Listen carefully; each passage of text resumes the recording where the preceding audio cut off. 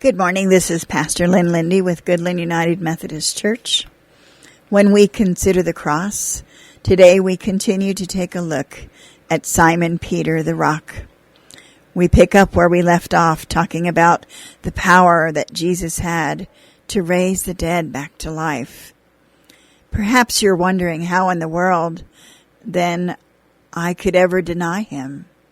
I know it sounds strange, and I know it surely was not his fault. No, I am to blame for what I did, just as you are to blame for your sins too. Please listen now and don't think that you are so smart or so strong that you might never deny the Master as I did. Maybe that was my mistake.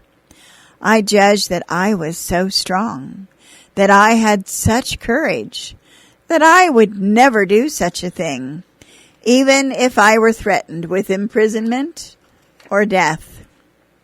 In fact, that's just what I had told Jesus earlier that same night, after we had eaten the Passover meal with him. Just after that meal, you remember? Jesus instituted a new meal in a new covenant of love from God the Father. He had taken bread and said, "Eat it, this is my body." And then the cup, saying, "Drink it, all of you. This is the new covenant in my blood." I must admit I didn't fully comprehend when he said those words what he meant. And the thought of him shedding his blood, well, now that disturbed me very deeply. Some months before, when he had told us that he would go to Jerusalem and suffer and be killed, I want you to know I protested strongly. "God forbid, Lord," I said.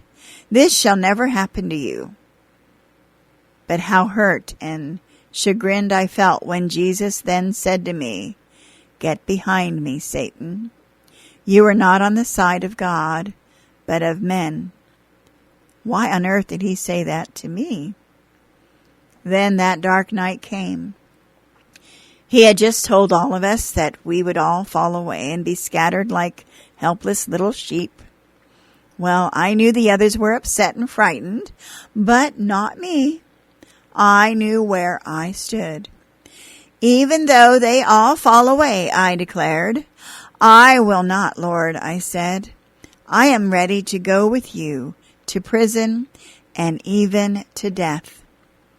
Then very quietly, but very firmly, Jesus looked me in the eye and said, "I tell you, Peter, this very night, before the cock crows twice, you will deny me 3 times. Oh, I tell you, I didn't want to hear that at all. My name was Peter the Rock, and instead of being strong as a stone, I soon discovered that I was no more than crumbling clay. I'll tell you more about that night in the garden when we come back on Monday. This is Simon Peter, the Rock.